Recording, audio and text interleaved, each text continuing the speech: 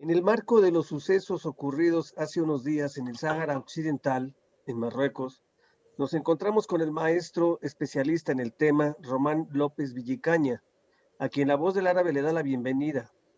Él es autor del libro El problema del Sáhara Occidental, una perspectiva geopolítica, publicado en México, y es también catedrático pensionado de la Universidad de las Américas, en Puebla, en el área de Relaciones Internacionales. Además de ser colaborador de La Voz del Árabe, con interesantes editoriales, te damos la bienvenida, Román, y hacemos la primera pregunta. Hola, buenas noches, Luis, mucho gusto permitirme acercarme a tu público. A ver, Román, dinos, ¿el Sáhara Occidental siempre ha sido de Marruecos?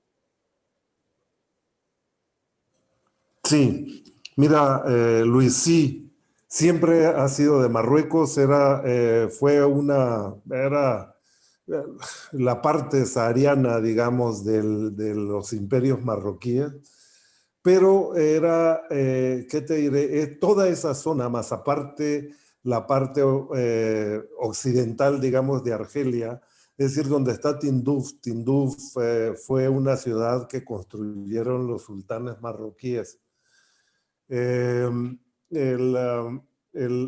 toda esa zona era frecuentada por Marruecos. Marruecos controló durante muchísimo tiempo las minas de sal de Tegasa, que estaban, digamos, si ves la geografía del África Occidental, más cerca del río Níger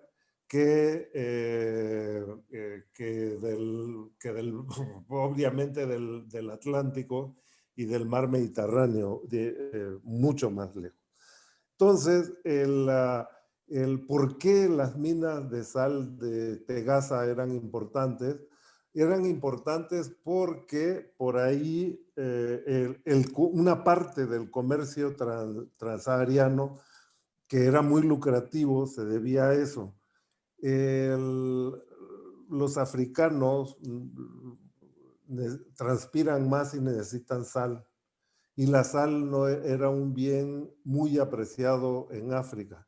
Entonces los marroquíes explotaban estas minas, sacaban lajas de sal y las llevaban a comerciar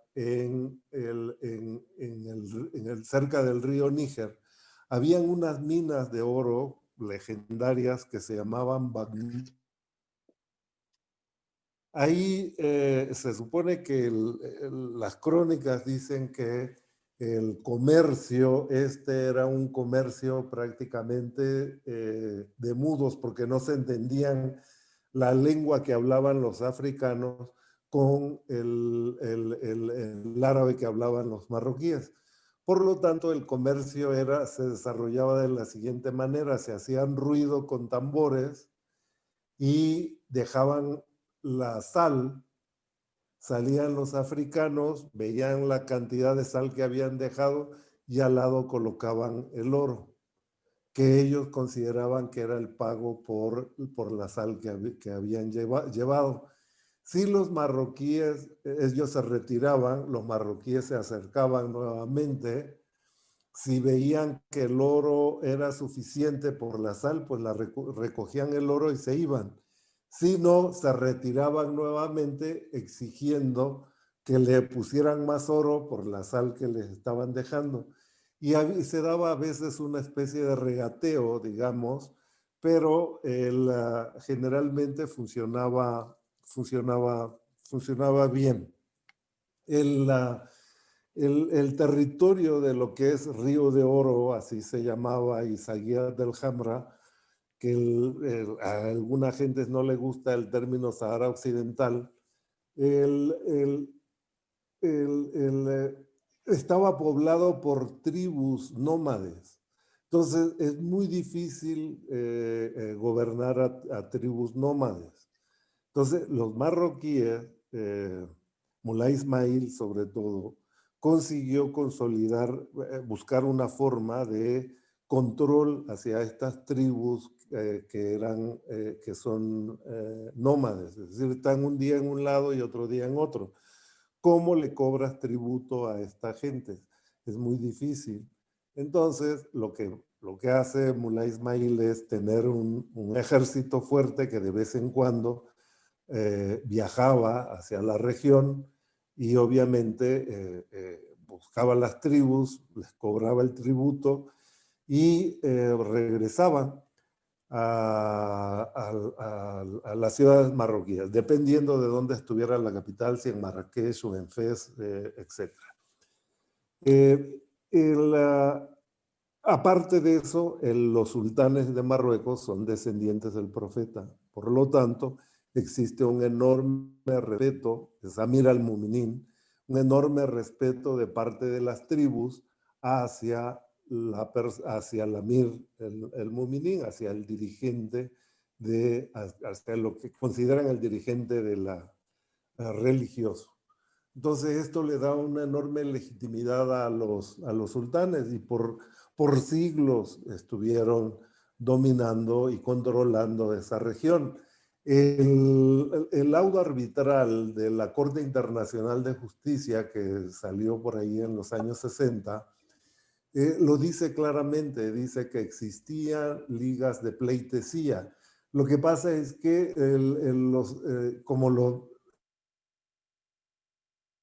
los jueces pues son europeos, ellos entienden pleitesía de la manera europea, pero no es la misma pleitesía. La pleitesía que existía hacia los reyes de Marruecos era autoridad, lo que ellos ejercían realmente, no como la que ejercía el señor feudal sobre los siervos en Europa, que fue lo que trataron, ahí es lo que encontraron y trataron de comparar, pero no lo entendieron bien. Pero en fin, mira, tan es importante la presencia de Marruecos, que Marruecos conquistó en el año de 1591.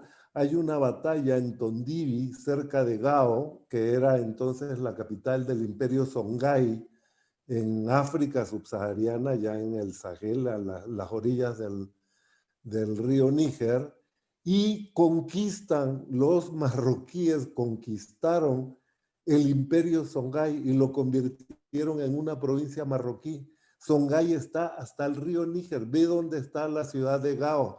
Aparte de eso, no solamente ocuparon Gao, ocuparon Yené y ocuparon Tombuctú.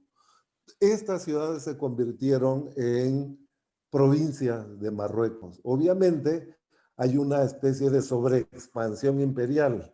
Es decir, si la capital estaba en Fez en esta época, llegar allá tomaba pues, fácil como 2 meses de camino. Esa sobreexpansión imperial más la frontera del desierto en sí hizo que el imperio durara muy poco. Pero es decir, que el dominio marroquí sobre lo que había sido el imperio Songhai fuera duradero. Entonces, los marroquíes posteriormente se retiran, se quedan en Tegasa nuevamente y termina fraccionado lo que era el imperio Songhai. Pero digo, si los marroquíes llegaran y hicieron provincia parte de la ribera del río Níger, pues obviamente, digo, el Sahara el río de Oro era lugar de paso para las caravanas que iban a comerciar en el África subsahariana. Muy bien, Román. Y viniendo un poco más hacia el siglo XXI, sí, el reconocimiento que hizo Estados Unidos del Sáhara Occidental, es marroquí, fue hecho por el sí, presidente Trump. A la sí, llegada del nuevo presidente Biden, ¿tú crees que continúe este reconocimiento y los tratados realizados entre ambas naciones? sí, mira, las grandes potencias, Luis, tienen intereses, no tienen amigos. Las grandes potencias actúan de manera racional. por todo y todo lo que se diga con respecto al presidente Trump de que era irracional, etcétera, etcétera, etcétera. Yo creo que hay una racionalidad. Esto es lo que conviene a los Estados Unidos. Los Estados Unidos, por otro lado, hay que tomarlo en cuenta, están viviendo un periodo que, es decir, la geopolítica a nivel mundial está cambiando. Los Estados Unidos vivieron en los 90 y parte del 2000 una época de prosperidad. ¿Por qué vivieron esta época de prosperidad? Porque Japón entró en la década perdida, Alemania se unificó y tuvo que dedicar toda su energía a la reunificación y a sacar de la pobreza a los alemanes orientales. La Unión Soviética se había desintegrado y no se rearmaba nuevamente. China no parecía tanto una amenaza para los Estados Unidos, por lo tanto, los Estados Unidos prácticamente vivieron un periodo unipolar en los cuales ellos decidían prácticamente lo que se hacía en el mundo. Hoy ya no lo pueden hacer de la misma manera. Rusia y China mantienen una alianza. Se han creado nuevas cosas. Se han creado los BRICS, se han creado la Organización de Cooperación de Shanghái, se creó el Banco Asiático de Desarrollo para el desarrollo de infraestructura.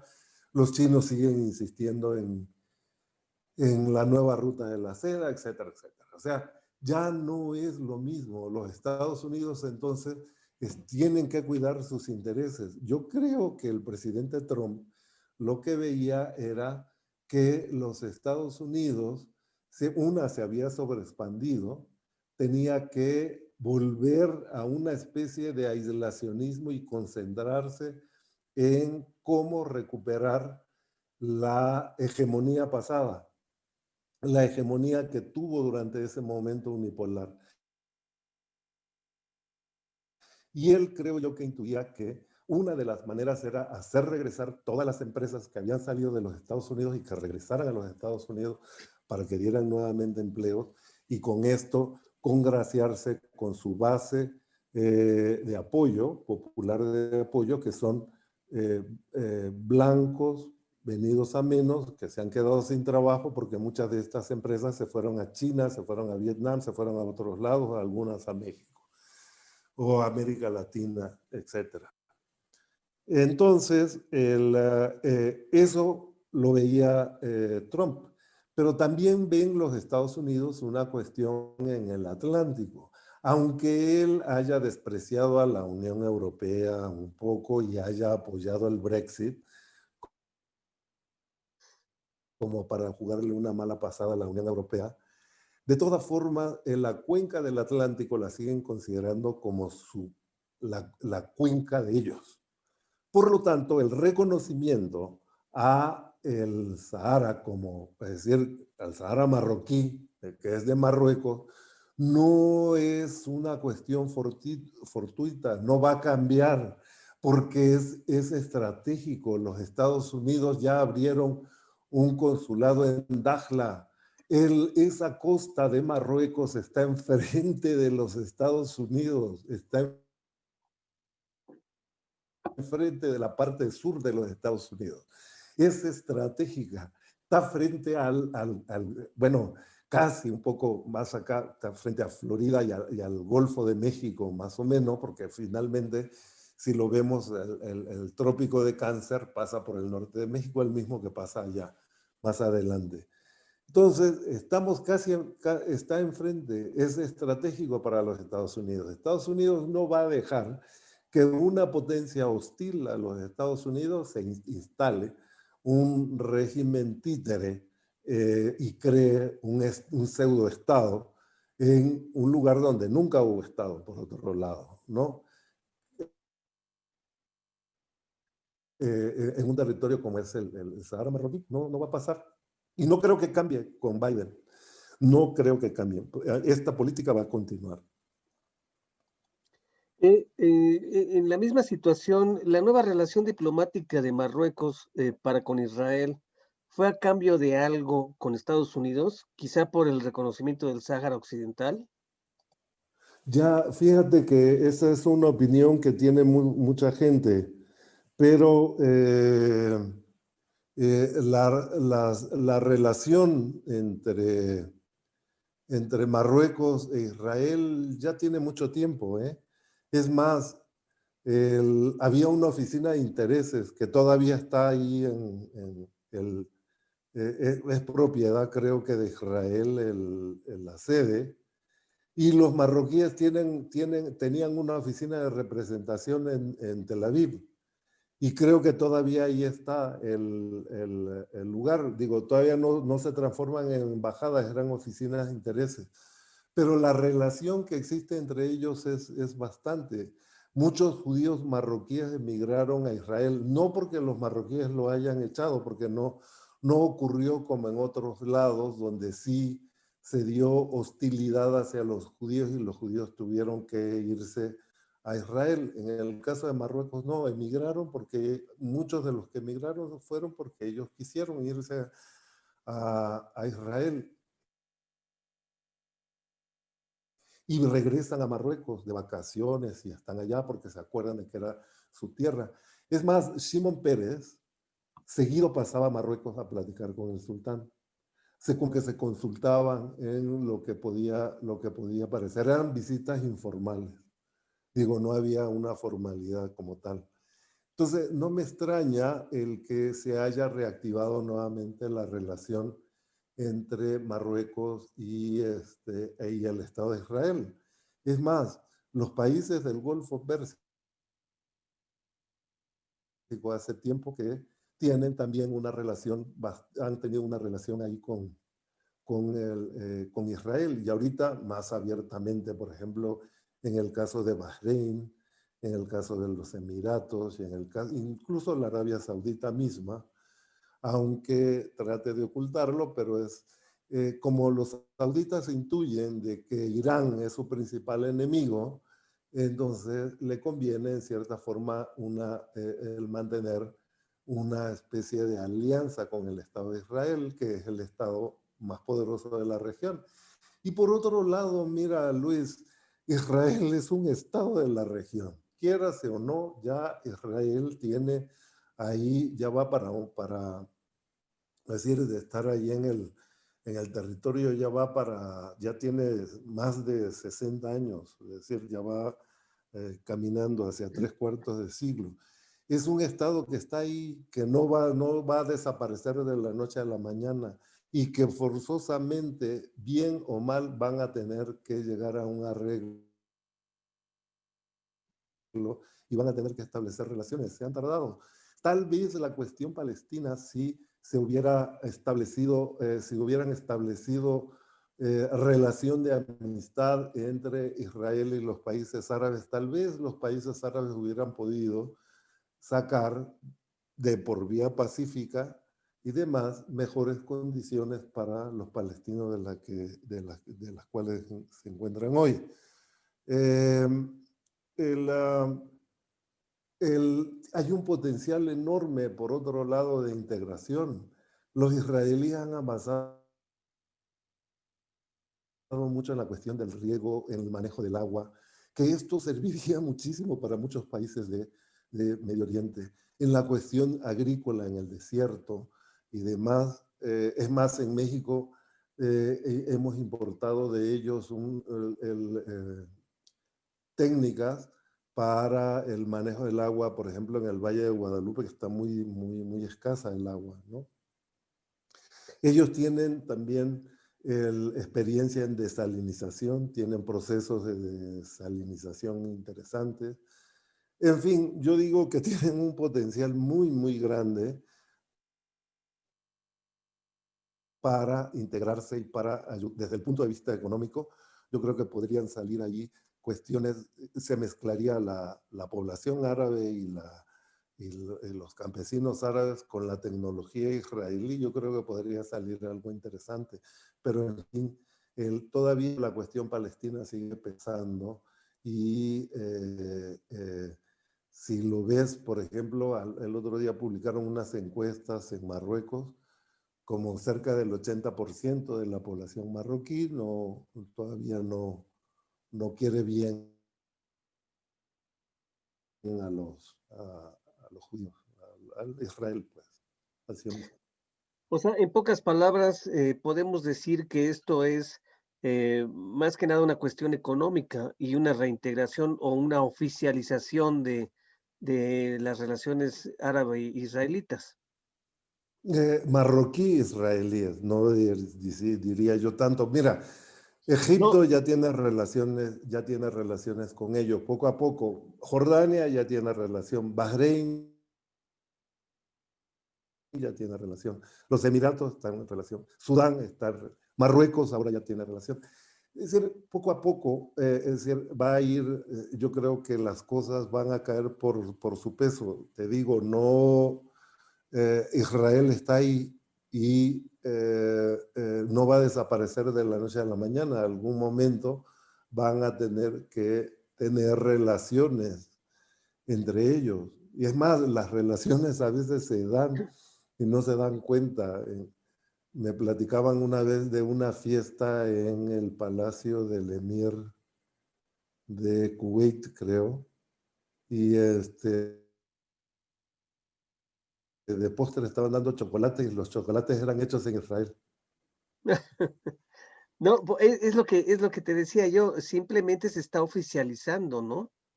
Como una parte de protocolo Ya, diplomático, ¿cierto? sí, Y sí, sí. en la reciente cumbre de los países del Golfo la semana pasada, hubo dos aspectos importantes. La reanudación de relaciones de la coalición para con Qatar, lo que ya se veía llegar. Pero también hubo un detalle al parecer Sí, trascendente. Los países del Golfo dan su respaldo total a Marruecos en el conflicto del Sáhara. ¿Qué opinas al respecto, sí, Román? no, no, fíjate que los países del Golfo Pérsico, no porque haya una solidaridad monárquica, digamos, sino porque siempre lo han visto de esa manera. De veras, Luis, hay que ver los archivos reales de Marruecos. Hay una obra que hizo Bajilla, ahí se me olvida su apellido. Esta señora le permitieron entrar a los archivos reales y encontró un montón de documentos que certifican que el Sahara, esta salida del Jabra y Río de Oro, pues eran parte del imperio marroquí. Ahí están los documentos que lo prueban. Ya muchos de estos documentos están en árabe. Parece que iban a hacer una traducción al francés. Yo espero que ya la hayan hecho, pero todavía no tengo noticias de eso. Pero ahí están los documentos. Y eso lo saben en muchas de las cortes y en muchos de los gabinetes y en muchos de los dirigentes de los países árabes. La gran mayoría de los países árabes apoya a Marruecos. ¿Por qué? Porque saben el, eh, que el territorio es marroquí. Ya. Oye, por último, Román, ¿tú crees o abiertamente y con todo el respeto al público que nos escucha, que lo que hace falta para este problema de Marruecos y el Polisario es más cultura, más conocimiento al respecto?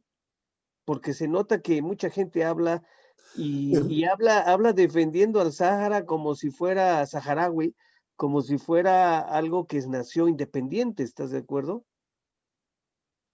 Claro, ¿no?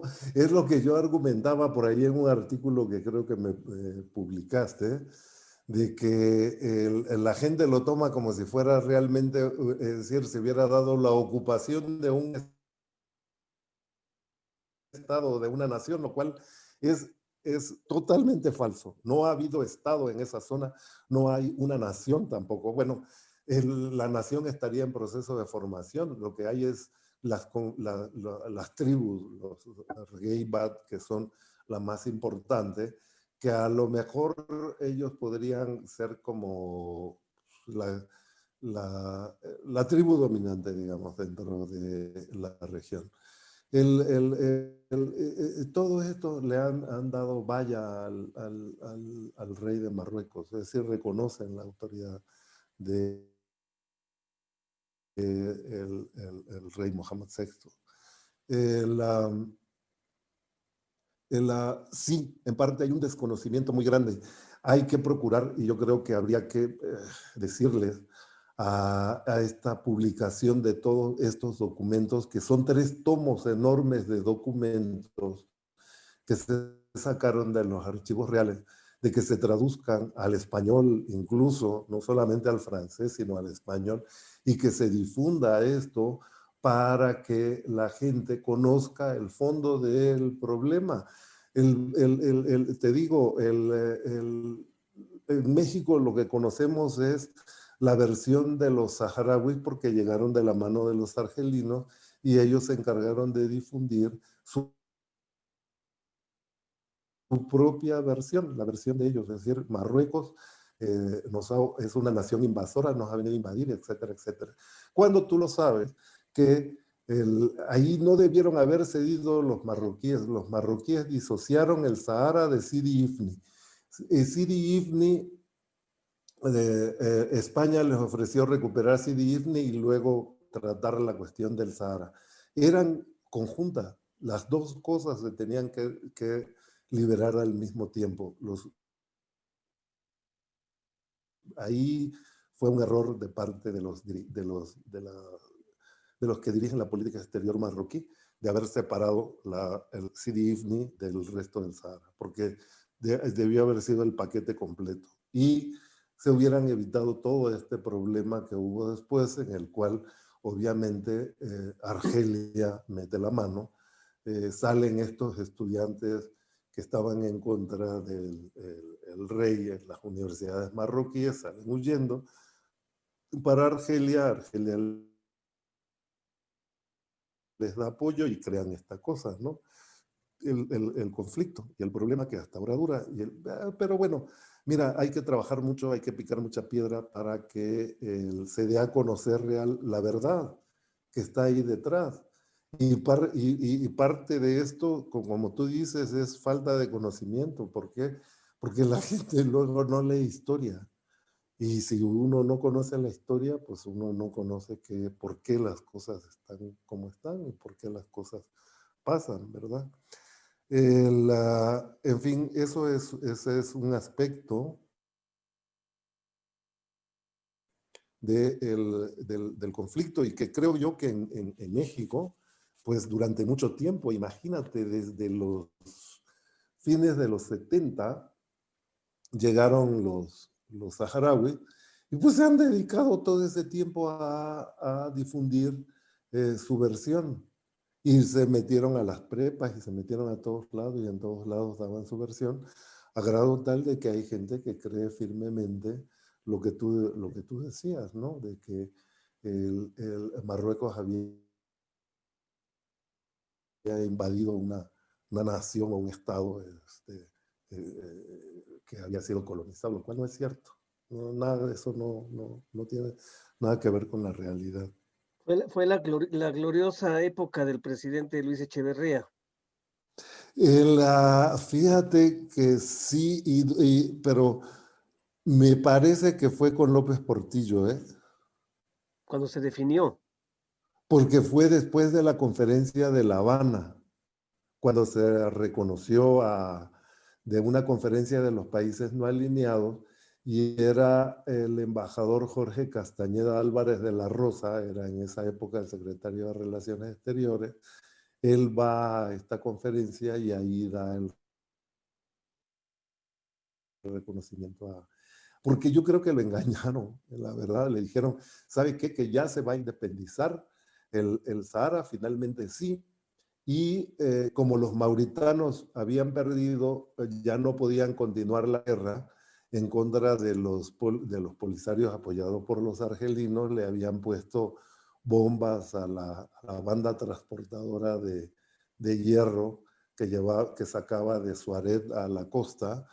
Entonces, el gobierno, que es uno de los principales ingresos del gobierno mauritano, obviamente ya ellos se retiran. Y lo que pensaba el Polisario era que iba a proclamar la independencia de Río de Oro, de la parte sur, de lo que los mauritanos llamaban Tiris Garbilla.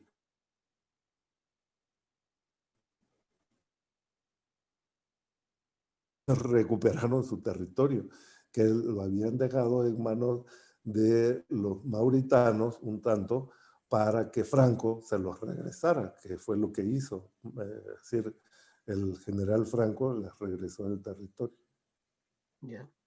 Bueno, pues te agradecemos mucho, Román, tu tiempo y esta entrevista que creo que, bueno, va a servir de mucho para la gente, sobre todo que no tiene conocimiento del caso y esperamos simplemente que se realice ya un momento de paz en todo el Medio Oriente y aunque Marruecos tiene problemas muy pequeñitos, pero también, pues es tiempo de paz, ¿no crees?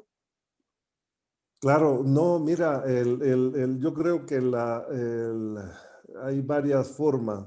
Si los argelinos dejaran de apoyar al Polisario, dejaría de existir prácticamente, no duraría ni un mes, menos.